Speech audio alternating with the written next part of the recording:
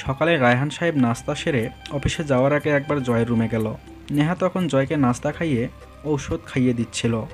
রায়হান সাহেব গলা খাকারি দিয়ে রুমে প্রবেশ করলেন। নিহা, বাবা আপনি আসুন না। তুই নাস্তা করেছিস মা? না বাবা, ওনাকে আগে খাইয়ে দিচ্ছিলাম আর কি। আর আপনি তো জানেনই, ডক্টর বলেছে পৃথিবী এই দিক থেকে ওই দিক হয়ে গেলেও যেন ঔষধের টাইম মিস না হয়। তাই তো আপনাকে নাস্তা দিয়ে এসে আমি আর আপনার কাছে যেতেই পারিনি। আমার উপর রাগ করেনি তো বাবা? আরে না রে মা, আমি কি তোর উপর রাগ করতে পারি? তুই তো আমার ঘরের লক্ষ্মী। জয় বাবা, তোর এখন কেমন লাগছে? জানি এত তাড়াতাড়ি ভালো লাগবে না, কিন্তু ভাগ্যের উপর তো কারো হাত থাকে না। ডক্টর তো আশায় ছেড়ে দিয়েছে, এখন আমার মেয়েটার উপর ভরসা। নিহামা যদি কিছু একটা করতে পারে, আমি বিশ্বাস করি ডক্টর যেটা পারেনি সেটা আমার মেয়ে পারবে। কি রে মা, পারবি না আমার আশাটা পূরণ করতে? বাবা এমন করে কেন বলছেন? আমি তো হয়তো ডক্টর না, তারপরেও আমি আমার সাধ্য মতো চেষ্টা করছি। আপনি একদম চেষ্টা করুন, টেনশন করবেন না বাবা, দেখবেন সবটা ঠিক হয়ে যাবে। সেই আশায় আসি মা। I am sorry dad. হঠাৎ জয়ের এমন কথায় রায়হান সাহেব আর নিহা দুজনে চমকে তাকালো ওর দিকে। রায়হান সাহেব অবাক কণ্ঠে বললেন, হঠাৎ সরি কেন বলছিস বাবা? এই যে তুমি আমাকে একটা দায়িত্ব দিলে, আমি সেটা রাখতে পারলাম না, তার আগেই ঘরবন্দি হয়ে গেলাম, তাই আর কি। তবে আমি প্রমিস করছি ড্যাড, আমি সুস্থ হলে তোমাকে আর কষ্ট করতে দিব না। তোমাকে অফিসের সব ঝামেলা থেকে একদম মুক্ত করে দেব। আমি নিজেই তখন পুরো অফিস সামলাবো। একদম, তখন তো আমি নাতি নাতনি নিয়ে খেলবো, অফিসের দায়িত্ব পালন করব। কেন, তুই অফিস সামলাবি আর আমি নাতি নাতনির সাথে খেলা করব, দেখিস। বাবার কথা শুনে সাথে সাথে জয় আর নিহা পরস্পরের মুখের দিকে তাকালো। দুজনেই যেন হতবিহ্বল হয়ে তাকিয়ে আছে। বাবার কথার প্রতি উত্তরে কী বলবে জয়ের জানা নেই। জয় কথা ঘোরানোর জন্য বলল, ড্যাড, তোমার দেরি হয়ে যাচ্ছে মেবি। রায়হান সাহেব হাত ঘড়িটার দিকে একবার চোখ বুলিয়ে হতাশ কণ্ঠে বললেন, তাই তো, আমার তো মনে ছিল না তোদের সাথে কথা বলতে বলতে আমার যে দেরি হয়ে যাচ্ছে সেটা খেয়ালই নেই। আসছি আমি। সাবধানে যাবেন বাবা। আচ্ছা মা। রায়হান সাহেব চলে গেলেন। নিহাও জয়ের জন্য আনা নাস্তার প্লেটটা নিয়ে রুম থেকে বেরিয়ে গেল। কারণ একটু আগে শ্বশুরমশাই যেটা বলেছেন সেটার পর জয়ের চোখোচোখি হওয়ার সাহস নেই নিহার। লজ্জায় যেন মাটির সাথে মিশে যেতে ইচ্ছে করছে। তাই লজ্জাটা কাটাতেই রুম থেকে বেরিয়ে গেল সে। আর তাছাড়া সে এখনও নাস্তাও করেনি। যাই হোক, পেটের ক্ষুধা তো সবারই থাকে। নেহা ফিরে আসলো খানিক বাদে, হয়তো নাস্তা সেরেই ফিরেছে। নেহা, অনেকক্ষণ ধরে তোমার ফোনটা বাজছিল, দেখো কে এতবার কল করছে। তোমার বাড়ি থেকে তো ফোন করতে পারে। জয়ের কথা শুনে নেহা জয়ের দিকে এক পলক তাকিয়ে সেন্টার টেবিলের কাছে গিয়ে ফোনটা হাতে নিল। তারপর ফোন আনলক করে স্ক্রিনে তাকাতেই দেখলো একটা আননোন নাম্বার থেকে 8বার কল এসেছে। নেহা একটু অবাক হলো, কারণ ওর মোবাইলে অপরিচিত কে আবার কল করবে। এতবার কে কল করলো আবার? নাম্বারটাও তো অচেনা, ব্যাক কি করব? নিজের মনে কথাগুলো আওড়াতে আওড়াতে কল ব্যাক করলো নেহা। একবার রিং হতেই কলটা রিসিভ হলো। নেহা কিছু বলার আগেই ওপাশ থেকে একটা পুরুষ কণ্ঠ ভেসে আসলো। হ্যালো, আপনি কি নেহা বলছেন? জি, কে বলছেন? আমি কমলাপুর রেল স্টেশন থেকে নীলছায়া ট্রেনের অ্যাসিস্ট্যান্ট বলছি। আমাদের ট্রেনের ভিতর একটা লাগেজ পাওয়া গেছে। আমরা বুকিং লিস্ট চেক করে দেখলাম লাগেজ রাখা সিটটি আপনার ছিল, তাই আপনাকে ইনফর্ম করার জন্য কল করলাম। আপনার লাগেজ কি ট্রেনে ফেলে গিয়েছেন? হ্যাঁ হ্যাঁ, ওটা আমারই, আমি ভুল করে ফেলে এসেছি। আচ্ছা, তাহলে আপনি সময় করে এসে লাগেজটা নিয়ে যাবেন। আমি বুকিং রুমে রাখবো আপনার লাগেজটা। আচ্ছা ঠিক আছে, আমি এক্ষুনি আসছি। বলে কলটা কেটে দিল নেহা। লাগেজের সন্ধান পেয়ে ওর যেন খুশি আর ধরছে না। যদিও লাগেজটা হারিয়ে গেলেও কোনো সমস্যা ছিল না, কারণ রায়হান সাহেবকে বললে লাগেজে থাকা কাপড়ের চেয়েও আরও ভালো কাপড় কিনে এনে দিত। কিন্তু লাগেজে এমন একটা জিনিস ছিল যেটা নেহার কাছে অনেক বেশি মূল্যবান। তাই লাগেজের খবরটা পেয়ে এতটা খুশি লাগছে। আসলে লাগেজে ওর আর জয়ের একটা কাপল পিক আছে, যেটা নেহার কাছে ওদের বিয়ের একমাত্র স্মৃতি। নেহা কল কাটতেই জয় জিজ্ঞেস করলো, কে ছিল আর তুমি কোথায় যাবে বলছিলে? নেহা জয়ের দিকে তাকালো, বলল, ওটা রেল স্টেশন থেকে কল করেছিল, আমার লাগেজটা আনতে যাওয়ার জন্য কল করেছে, তাই আমি আসছি বললাম। নেহা, তুমি সামান্য কিছু কাপড়ের জন্য লাগেজ আনতে রেল স্টেশন যাবে আবার? তোমার যাওয়ার দরকার নেই, আমি অনলাইনে তোমার জন্য অর্ডার করে দেবো কাপড়। চাইলে তুমি পছন্দ মতো অর্ডার করতে পারো, লাগেজ আনতে যাওয়ার প্রয়োজন নেই। সরি, আসলে আমি প্রথমবারের মতো আপনার একটা কথা রাখতে পারছি না, কারণ কাপড়ের থেকেও অনেক মূল্যবান একটা জিনিস আছে আমার ওই লাগেজে। আর অন্য কিছুর জন্য না হোক, ওই জিনিসটার জন্য আমাকে লাগেজটা আনতে যেতেই হবে। প্লিজ মাফ করবেন আপনি আমায়। আসছি আমি, টেনশন করবেন না, আপনার কিছু প্রয়োজন হওয়ার আগেই ফিরে আসবো। এই যাবো আর আসবো। আচ্ছা, ড্রাইভারকে নিয়ে যাও, আর হ্যাঁ, সাবধানে যাবে কেমন? নেহা একটু অবাকই হলো, জয় কেন সাবধানে যেতে বলছে। তবে অত বেশি সময় ধরে না ভেবে বের হয়ে গেল, নয়তো আবার দেরি হয়ে যাবে। দেখতে দেখতে 1 মাস কেটে গেল। এই 1 মাস নেহা সারাক্ষণ শুধু জয়ের পিছনেই লেগে থেকেছে, দিনরাত জয়ের সেবা করেছে। নেহা জয়কে যেভাবে সেবা করেছে সেভাবে হয়তো অন্য কোনো মেয়েই করবে না। জয়কে খাবার খাওয়ানো, ঔষধ খাওয়ানো, এক কথায় জয়কে খাওয়ানো থেকে শুরু করে টয়লেট করানো পর্যন্ত সব নেহাই করেছে। এমনকি জয়ের মা কিংবা বোন কাউকেই করতে দেয়নি। আর গত 15 দিন ধরে তো দিনে 2 বার রুটিন করে জয়কে হাঁটিয়েছে। নেহার অক্লান্ত পরিশ্রমের সুবাদে জয় এখন পুরোপুরি সুস্থ। নেহার অক্লান্ত পরিশ্রম সফল হয়েছে। যেখানে ডাক্তার পর্যন্ত পারবে না বলেছিল, সেখানে নেহার অক্লান্ত সেবা আর কেয়ারিংয়ে জয় পুরোপুরি সুস্থ হয়ে উঠেছে। নেহার সেবায় জয় সুস্থ হলেও তবে এখনও হাঁটতে একটু প্রবলেম হয়, যেটা ডক্টর বলেছে শীঘ্রই ঠিক হয়ে যাবে। এমন নয় যে একবারেই হাঁটতে পারবে না, হাঁটতে পারে, তবে একটানা বেশি সময় ধরে হাঁটতে পারে না, এই আর কি। ডক্টর তো রীতিমতো অবাক, যেটা ওনারা পারবেন না বলে মনে করেছিলেন সেটা কিনা একটা সাধারণ মেয়ে করে দেখালো। তবে একটা কথা না বললেই নয়, আর সেটা হলো জয়ের পিছনে এত সময় ব্যয় করার পরেও ঘরের একটা কাজও বাদ দেয়নি নেহা। একদিকে জয়কে সামলায়, অন্যদিকে ঘরের কাজ সামলায়। নেহা যেন একাই 100। ঋতু তো নেহাকে রোজ দেখে দেখে অবাক হয়, কিভাবে এত কাজ করতে পারে নেহা। নেহা খেয়াল করেছে জয় অ্যাক্সিডেন্টের পর থেকে ওর সাথে খুব ভালো ব্যবহার করছে। তেমন আগের মতো তুই তরকারিও করে না, সবসময় সম্মান দিয়েই কথা বলে, আর নিজের কাজকর্মের দ্বারা বোঝায় যে সে আগের দিনগুলোতে করা আচরণগুলোর জন্য অনেক বেশি অনুতপ্ত। জয়কে এমন অক্লান্ত সেবা করায় রায়হান সাহেব নেহার প্রতি অনেক বেশি খুশি। উনি জানতেন নেহা জয়কে ঠিক সুস্থ করে তুলবে, তবে উনি ভাবতে পারেননি 1 মাসের মধ্যেই জয় এতটা সুস্থ হয়ে উঠবে। তবে এত কিছুর পরেও শায়লা বেগম আর জেসির মনে নেহার জন্য কোনো ফিলিংসই তৈরি হলো না। আসলে কথায় আছে না, কিছু লোক কখনো শুধরানো নয়। শায়লা বেগম আর জেসিও ঠিক তেমন। ওদের চোখে নেহার এত সেবা আর কেয়ারিংগুলো পড়ল না, শুধু পড়ল নেহার জন্যই জয়ের এমন অবস্থা হওয়ার বিষয়টা, যেখানে নেহার কোনো দোষই নেই। এমনকি ডাক্তার পর্যন্ত জয়ের সুস্থ হওয়া দেখে নেহার সেবায় প্রশংসা করেছে। কিন্তু শায়লা বেগম আর জেসি সেটা মানতে নারাজ। ওদের মনে হয় যে নেহার সেবাই নয়, বরং ঔষধেই জয় সুস্থ হয়েছে। ওদের ক্ষেত্রে আসলে একটা কথাই প্রযোজ্য, কুত্তার লেজ কখনো সোজা হয় না। জয়ের অ্যাক্সিডেন্টের খবর শুনে এরই মাঝে একদিন নেহার বাবা মাও এসে দেখে গেলেন। তবে ওনারা রাতে থাকেননি, সকালে এসে বিকেলেই চলে গিয়েছে। কারণ নেহার বাবা চাননি ওনার মেয়ের কষ্টের মধ্যে আর কষ্ট দিতে। যতক্ষণ ছিল ততক্ষণ সময়ের মধ্যে রফিক সাহেবের বোঝা হয়ে গেছে নেহার ওপর দিয়ে কি যাচ্ছে। কারণ নেহাকে সারাটা দিন জয়ের পিছনে ব্যয় করতে হয়, তাই উনি ভাবলেন হয়তো ওনারা থাকলে নেহার আর এই বাড়িতে সবার আরও কষ্ট হবে, তাই আর রাতটা থাকেননি। প্রতিদিনের মতো রাতে সবাই ডাইনিংয়ে খাবার খেতে বসেছে। প্রতিদিন জয়ের জন্য খাবার রুমে নিয়ে যেতে হলেও আজ নিতে হলো না, কারণ আজ জয় ডাইনিংয়ে এসেছে। এতদিন জয় ডাইনিংয়ে আসতে চাইলেও নেহার জন্য আসতে পারেনি, আর নেহার কথায় সঙ্গ দিল বাবাও। কিন্তু আজ আর কারো কথা শুনল না। নেহা ওর জন্য রুমে খাবার নিয়ে যাওয়ার আগেই জয় ডাইনিংয়ে এসে হাজির।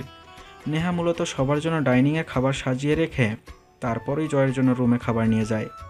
কিন্তু আজ আর সেটা হলো না। ডাইনিংয়ে খাবার সাজানো হয়নি, তার আগেই জয় চলে এসেছে। এখনও ডাইনিংয়ে কেউ আসেনি, শুধু নেহা আর ঋতুই কিচেন থেকে তরকারির বাটিগুলো এনে ডাইনিংয়ে রাখছিল। হঠাৎ একটা তরকারির বাটি নিয়ে এসে টেবিলের ওপর রাখতেই নেহার চোখ গেল টেবিলের একদম শেষের দিকের চেয়ারে বসে থাকা জয়ের ওপর। নেহা অবাক হলো না, বরং ও জানতো জয় বেশি দিন ওর কথা শুনে বসে থাকবে না। তাই জয়কে খাবার টেবিলে দেখে একটুও অবাক হলো না, শুধু বলল, আপনি কষ্ট করে এইখানে কেন আসতে গেলেন? একটু পরে তো আমিই খাবার রুমে নিয়ে যেতাম। জয় এতক্ষণ টেবিলে রাখা সবগুলো তরকারির বাটির দিকেই দেখছিল। নেহার কথা শুনে এখন তরকারির বাটি থেকে চোখ সরিয়ে নেহার দিকে তাকালো। সাথে সাথে নেহা জয়ের দিক থেকে স্থির দৃষ্টিটা সরিয়ে নিচের দিকে তাকালো। গুটিসুটি হয়ে দাঁড়িয়ে আমতা আমতা গলায় বলল, না মানে আসলে আপনি তো এখনো বেশি হাঁটতে পারেন না, তাই বলছিলাম আর কি। জয় নেহার কণ্ঠস্বর শুনে অবাক হলো। গত 1 মাস ধরে নেহার সাথে সে এত সহজ হওয়ার চেষ্টা করছে, আর নেহা কিনা এখনও ওকে ভয় পায়। আচ্ছা, ওকে কি জয় খেয়ে ফেলবে নাকি? জয় যতই ওর সাথে ফ্রি হওয়ার চেষ্টা করছে, নেহা ততই ভয় পেয়ে ওর থেকে নিজেকে গুটিয়ে রাখে। জয় নেহার একটা কাজ দেখে খুবই অবাক হয়, আর সেটা হলো নেহা ওকে গত 1 মাস ধরে এমন আপন করে সেবা করেছে ঠিকই, কিন্তু যতবারই জয়ের সামনে সে কথা বলে প্রতিবারই যেন অনেক সংকোচ, ভয় আর জড়তা নিয়ে কথা বলে। নেহার আচরণ দেখে মনে হয় যেন জয় ওকে অসুস্থ অবস্থায় কোনো না কোনো ভুল হলে আর গায়ে হাত তুলতেও ভুলবে না, আর এই বিষয়টাই জয় নেহার থেকে দূর করতে চাইছে। জয় চায় নেহা ওর সাথে ফ্রেন্ডলি কথা বলুক।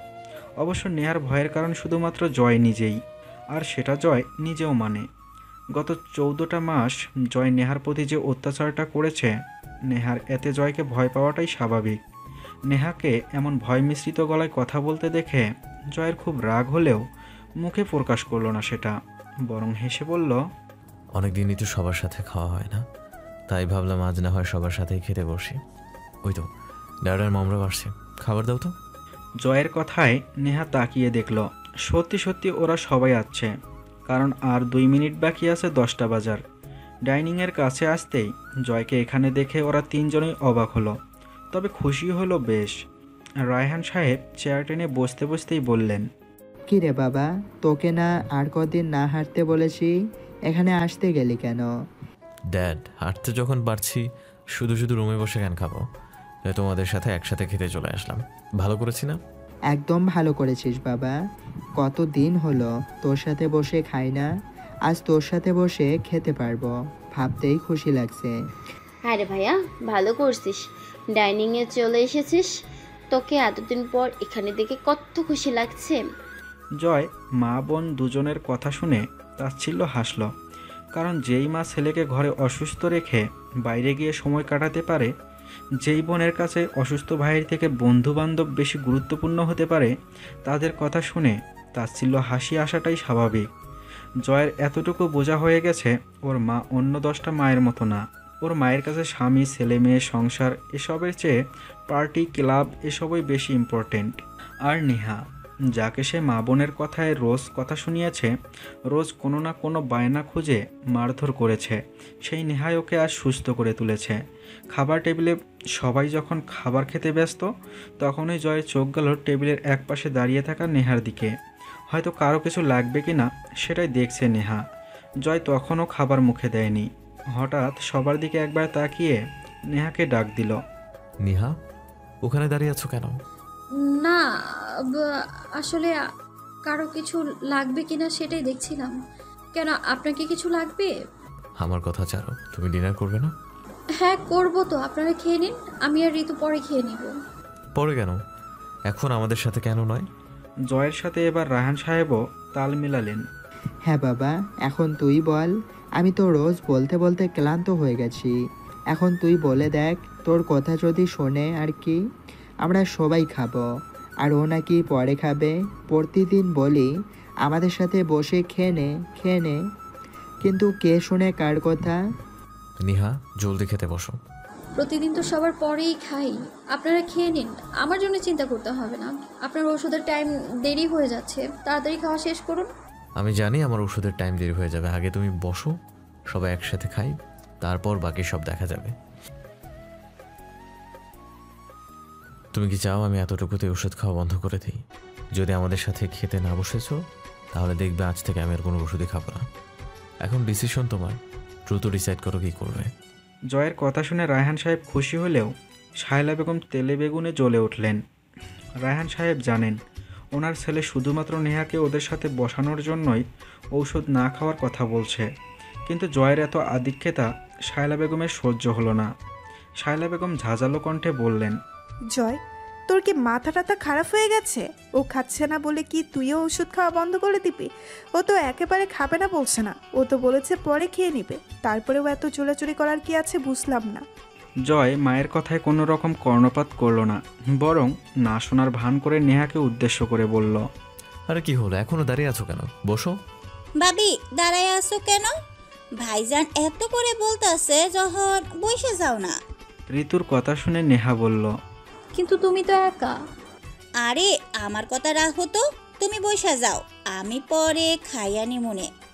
নেহা আর কোনো উপায় না পেয়ে শ্বশুরের পাশে একটা চেয়ার টেনে বসতে চাইল, কিন্তু বসার আগে জয় আবারও বাদ সাধল।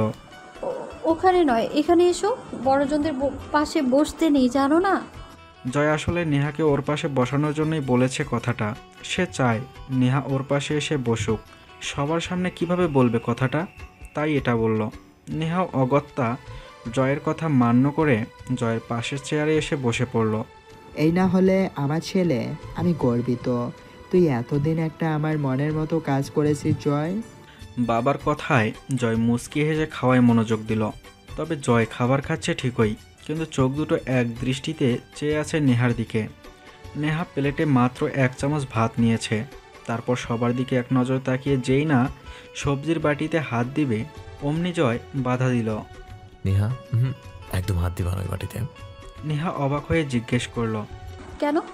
জয় কিছু না বলে নেহার প্লেটে 1 চামচ গরুর মাংস আর একটা চিকেন তুলে দিল। নেহা ভয়ে ভয়ে শায়লা বেগমের দিকে তাকালো। যেটা ভেবেছে সেটাই ঠিক।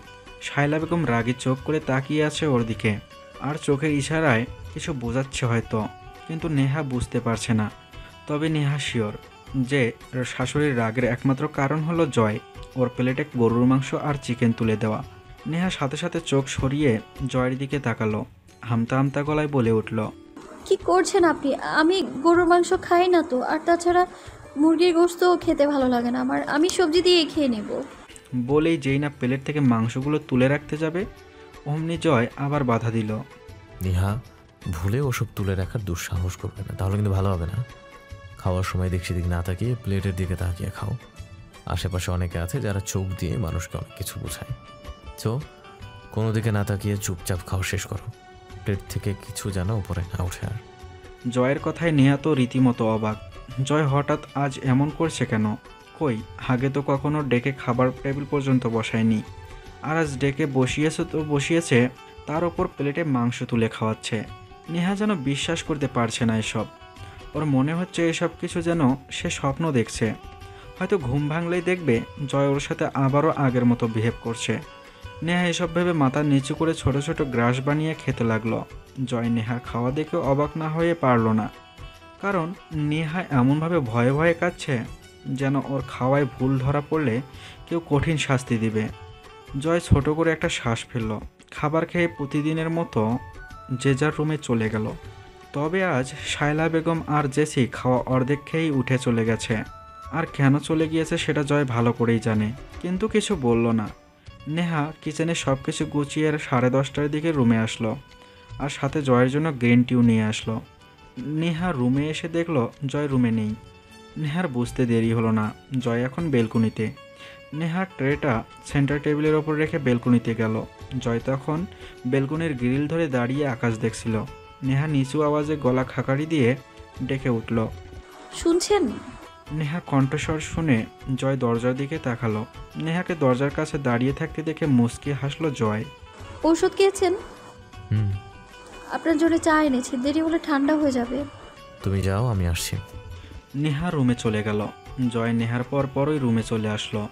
নেহা ততক্ষণে ওয়াশরুমে ঢুকে গিয়েছে। জয় চায়ের কাপে চুমুক দিতে দিতে গভীরভাবে কিছু একটা ভাবলো, আর ভেবেই নিজের মনে হাসলো, যেটা জয়ের মুখ দেখেই বোঝাই যাচ্ছে। নেহা ওয়াশরুম থেকে বেরোতে বেরোতে জয়ের চা খাওয়া ততক্ষণে শেষ হয়ে গেছে। জয় কাপটা সেন্টার টেবিলের ওপর রাখতেই দেখলো নেহা ওয়াশরুম থেকে বেরিয়ে যাচ্ছে। জয় কয়েকটা সেকেন্ড ওর দিকে তাকিয়ে থেকে চোখটা সরিয়ে নিয়ে বিছানায় শুয়ে পড়ল। নেহাও কোনো দিকে না তাকিয়ে চুপচাপ এসে বিছানা করতে লাগলো। নেহা, জয়ের ডাক শুনে নেহা বিছানা করা বাদ দিয়ে জয়ের দিকে তাকিয়ে জিজ্ঞেস করলো, জি বলুন। জয় শোয়া থেকে উঠে বসলো, স্পষ্ট গলায় বলল, নিজে বিছানা করো না। কেন? তাহলে আমি কোথায় ঘুমাবো? নেহা সব কিছু বুঝেও কেন না বোঝার ভান করো বলো তো? তোমাকে গত 1 মাস ধরে বলছি নিচে না থেকে খাটে ঘুমাতে, তুমি আমার কোনো কথাই শুনছো না, জেদ করছো কেন? আসো এখানে শোবে। না না, আমার নিচে থাকতে অভ্যাস হয়ে গিয়েছে, খাটে শুতে হবে না। আমি এইখানেই ঠিক আছি, আপনি ঘুমন। আমি আপনার পাশে থাকলে আপনার ঘুম আসবে না। আপনার তো আবার বেড শেয়ার করা পছন্দ না। আমি ওখানে থাকলে শুধু শুধুই আপনার ঘুমটা নষ্ট হবে। আমি চাই না আমার জন্য আপনার ঘুমের কোনো ক্ষতি হোক। বলেই নেহা আবার বিছানা করতে লাগলো। নেহা তুমি কিন্তু বড্ড বাড়াবাড়ি করছো এবার। এখানে এসে শুতে বলেছি, শো। আমি বেশি কথা শুনতে চাই না। ঠান্ডার মধ্যে নিচে থাকলে অসুস্থ হয়ে পড়বে তো। তারপর পাতলা একটা কাঁথা গায়ে দিয়ে থাকো। এভাবে বেশি দিন চলতে থাকলে তো তোমার নিউমোনিয়া এসে যাবে। তুমি জানো ঠান্ডা থেকে মানুষের কি কি রোগ হতে পারে? এখানে আসো জলদি। বেশি কি আর হবে, বড় জোর মরে যাব, তার থেকে বেশি তো আর কিছু হবে না। আমার মরণ নিয়ে কোনো ভয় নেই। আমি তো রোজ প্রতি ওয়াক্তের নামাজে এটাই প্রার্থনা করি যেন আল্লাহ তাড়াতাড়ি আমার মৃত্যু দেয়। নেহার মুখে মৃত্যুর কথা শুনে জয়ের বুকটা যেন মুহূর্তেই ধুপ করে উঠল। ওর মনে হচ্ছে যেন ওর কাছ থেকে কোনো মূল্যবান জিনিস কেউ কেড়ে নিয়ে যাচ্ছে। জয়ের রাগ হলো, তাই রাগী গলায় নেহাকে ধমক দিয়ে উঠল। নেহা, একটা থাপ্পড় দেব। এসব কোন ধরনের কথা? হ্যাঁ, হে মা, রেগে যাচ্ছেন কেন? ও বুঝেছি, মৃত্যুর কথা বলেছি বলে নিশ্চয়ই ভয় পেয়েছেন, তাই না? জানেন, এক সময় আমিও মৃত্যুকে খুব ভয় পেতাম। সব সময় মনে হতো যে কোনো কিছুর বিনিময়ে হলেও যেন আমি অনেক দিন বাঁচতে পারি। মাঝে মাঝে বসে বসে ভাবতাম, আচ্ছা মানুষ কেন এত সুন্দর পৃথিবী ছেড়ে চলে যেতে চায়? যেখানে আমার অনেক বাঁচতে ইচ্ছে হয় সেখানে কেন মানুষ আত্মহত্যা করে? ওদের এই সুন্দর পৃথিবীটার সাথে কিসের এত শত্রুতা? এইখান থেকে একবার গেলে তো আর ফিরে আসতে পারবে না।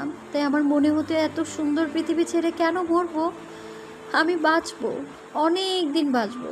কিন্তু এখন কি মনে হয় জানেন, কেন আজরাইল আমাকে চোখে দেখে না? প্রতিদিন হাজারো মানুষ মরে, আমার মৃত্যু কেন হচ্ছে না? আমি কি এমন অন্যায় করেছি যে আল্লাহর কাছে আমার মরণ ভিক্ষা চেয়েও পাচ্ছি না? আমি আমাকে কি মৃত্যু চোখে দেখে না নাকি? কথাগুলো বলতে বলতে নেহার চোখে যে কখন জলে ভরে গেছে নেহা নিজেও বুঝতে পারল না। তবে চোখে জল হলেও ঠোঁটে হাসি অবিরত। জয়ের যেন এবার রাগের মাত্রাটা বেড়ে গেল। নেহার কথাগুলো আর নিতে পারল না জয়। কি পেয়েছে কি মেয়েটা? যা খুশি তাই বলে যাবে? এত সহজ মরা? কিছু বলছে না বলে কি যা খুশি তাই বলে যাবে? জয় রেগেমেগে বিছানা থেকে নেমে নেহার সামনে গিয়ে দাঁড়ালো। নেহার হাত থেকে বালিশটা নিয়ে বিছানায় ছুঁড়ে মেরে নেহাকে নিজের দিকে ঘুরালো।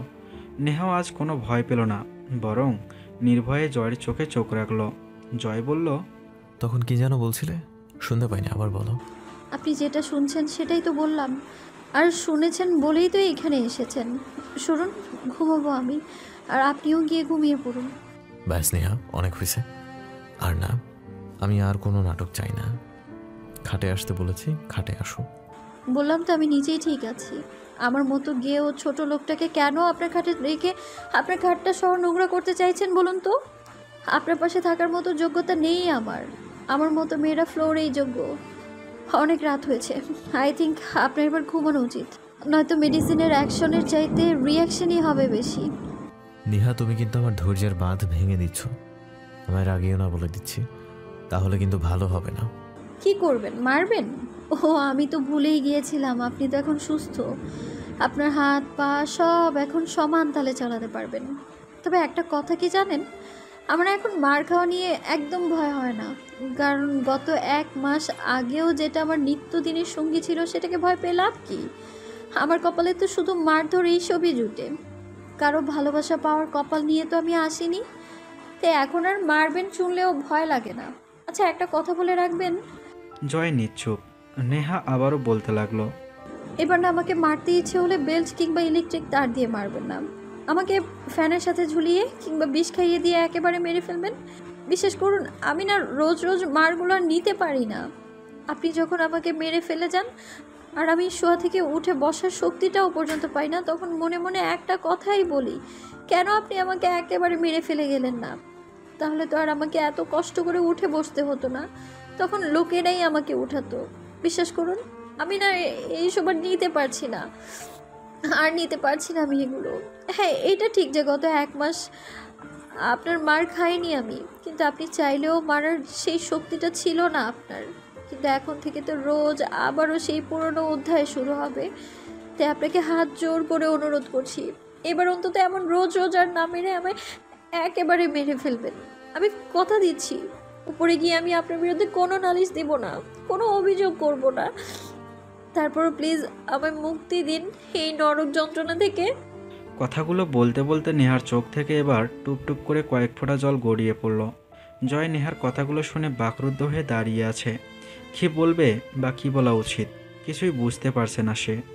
নেহা তো ঠিকই বলেছে, নেহার বলা প্রতিটি কথা যুক্তিপূর্ণ।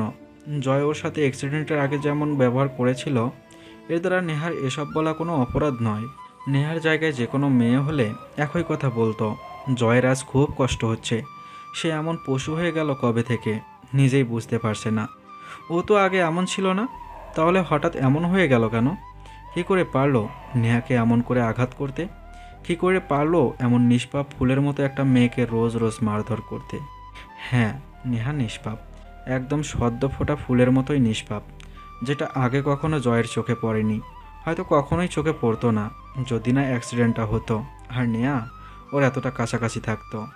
জয়ের অ্যাক্সিডেন্টের পর জয় যখন সবসময় শুয়ে থাকতো, তখন নেহাকে 5 ওয়াক্ত নামাজ আদায় করতে দেখে আর রোজ মাগরিবের নামাজের পর কোরআন তেলাওয়াত করতে দেখে জয়ের ভেতর যেন অন্য একটা জয়ের সৃষ্টি হলো। ও কিনা এমন একটা মেয়েকে এতদিন অত্যাচার করেছে যে ঘরের সব কাজ করার পরেও আল্লাহ পাকের নামাজ আর কোরআন তেলাওয়াত করতে ভুলে না। নেহা যখন রোজ সন্ধ্যায় কোরআন তেলাওয়াত করতো, জয় তখন শুয়ে শুয়ে খুব মনোযোগ দিয়ে শুনতো সেগুলো। জয়ের প্রতি নেহার সেবা দেখে মুগ্ধ হয়েছিল ঠিকই, কিন্তু ওর প্রতি নেহার সেবা দেখে যতটা না মুগ্ধ হয়েছিল, তার চেয়েও 1000 গুণ বেশি মুগ্ধ হয়েছিল নেহার চালচলন আর এসব পরিহাসগারি দেখে। আসলে জয় কখনো নেহার চালচলন তেমন ভালো করে খেয়াল করেনি, কারণ বিয়ে হওয়ার পর থেকে শুরু করে অ্যাক্সিডেন্টের আগ পর্যন্ত জয় ঘরে থাকতো মাত্র গোনা কয়েক ঘন্টা, আর যেইটুকু সময় থাকতো সেটুকুতে নেহার প্রতি তেমন ভালো করে নজর দিয়ে দেখার সময়ই ছিল না ওর। সব সময় অনুসন্ধানী চোখে তাকাতো নেহার দিকে, যাতে পদে পদে নেহার দোষ ধরতে পারে আর নেহাকে মারধর করতে পারে। কিন্তু অ্যাক্সিডেন্টের পর থেকে নেহার প্রতি জয়ের দৃষ্টি পুরোপুরি চেঞ্জ হয়ে যায়। আসলে হসপিটালে থাকাকালীন 3 দিনে জয় বুঝে গিয়েছে নেহা ওকে কতটা ভালোবাসে। কারণ হসপিটালে থাকাকালীন সময়গুলোতে নেহা যেভাবে পাগলের মতো ছোটোছুটি করেছে আর জয়ের কেয়ার করেছে, তাতে যে কেউ দেখলে বিনা দ্বিধায় বলবে যে নেহার থেকে বেশি জয়কে কেউ ভালোবাসতেই পারে না। আর তখন থেকেই নেহার প্রতি জয়ের দৃষ্টিভঙ্গি পাল্টায়। তারপর বাড়িতে আসার পর যখন সবসময় নেহা ওর কাছাকাছি থাকছিল আর নেহার সব কিছু অত কাছ থেকে দেখলো, তখন থেকে নেহার প্রতি জয়ের দৃষ্টিভঙ্গি চেঞ্জ হওয়ার পাশাপাশি একটা ভালো লাগাও জন্মায়, যেটা আস্তে আস্তে ভালোবাসায় রূপ নেয়। হ্যাঁ, জয় নেহাকে ভালোবেসে ফেলেছে, এতটাই ভালোবেসে ফেলেছে যে নেহার মুখে সামান্য মৃত্যুর কথা শুনে জয়ের মনে হয়েছিল পুরো পৃথিবীটা এক মুহূর্তের জন্য শূন্য হয়ে গেছে ওর। তাই তো আর চুপ থাকতে না পেরে নেহাকে ধমক দিয়েছিল। কিন্তু নেহার পরবর্তী কথাগুলো শুনে জয় যেন স্তব্ধ হয়ে গেল। এতক্ষণ নেহার প্রতি যা রাগ হয়েছিল সব যেন উবে গিয়ে একরাশ অপরাধবোধ ঘিরে ধরল জয়কে। জয় এবার করুণ গলায় বলল, প্লিজ নেহা, আমাকে ক্ষমা করে দাও। আমি জানি আমি অন্যায় করেছি, না বুঝে তোমাকে অনেক কষ্ট দিয়েছি। জানি আমার অপরাধের ক্ষমা হবে না, বাট তারপরেও বলছি প্লিজ ক্ষমা করে দাও আমায়। আমার সাথে রাগ করে থেকো না, প্লিজ ফরগিভ মি। নেহা তাচ্ছিল্য হাসল। তাচ্ছিল্য হাসিটা মুখে বজায় রেখেই বলল, ছি ছি, আপনি একজন বড় লোক, স্মার্ট মানুষ, আপনি কেন আমার মতো গেও ছোট লোক একটা মেয়ের কাছে ক্ষমা চাইছেন? এটা নিতান্তই হাস্যকর। প্লিজ এমন রসিকতা অন্তত আমার সাথে করবেন না। নেহা, গিয়ে ও ছোট লোক শব্দগুলো উচ্চারণ করে আর কত লজ্জা দিবে বলো তো? প্লিজ এসব শব্দ উচ্চারণ করে আর লজ্জা দিও না। আমি আসলে বুঝতে পারিনি যে শুধুমাত্র মডার্ন পোশাক আশাক পরলেই, হাই সোসাইটিতে বসবাস করলে, পার্টি ক্লাব এসব নিয়ে সবসময় মেতে থাকলে স্মার্ট হওয়া যায় না। প্রকৃতপক্ষে স্মার্ট তো তারা যারা মার্জিত পোশাক আশাক পরে, যাদের চালচলন সুন্দর, যাদের আচার ব্যবহার সুন্দর। আর সবচেয়ে বড় কথা হলো স্মার্ট তো তারা যারা তোমার মতো পরহেজগার, 5 ওয়াক্ত নামাজ আদায় করে, আল্লাহ পাকের দেয়া কোরআন তেলাওয়াত করে। একটা কথা কি জানো তো নেহা, আসলে আমি ছোট থেকেই না শহরে বড় হয়েছি, যার কারণে শহরের মেয়েদের আধুনিকতার নামে নোংরা পোশাক আশাক, অশালীন চলাফেরা আর অতিরিক্ত বেহায়াপনাগুলো দেখে মনে করেছিলাম এটাই হয়তো মডার্ন লাইফ। এটাকেই হয়তো আধুনিকতা বলে, বাট আমি ভুল ছিলাম।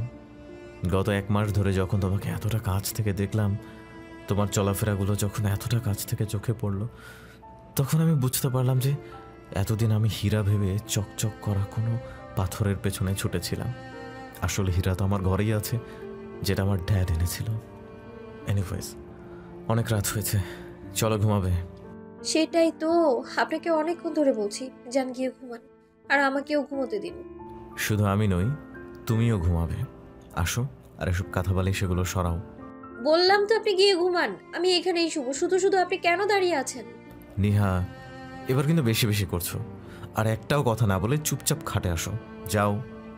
জয়ের ধমক শুনে নেহা এবার সাহস করে আর দাঁড়িয়ে থাকতে পারল না। গুটি গুটি পায়ে নিচ থেকে পাটি বালিশ সরিয়ে দ্রুত খাটের একপাশে গিয়ে শুয়ে পড়ল।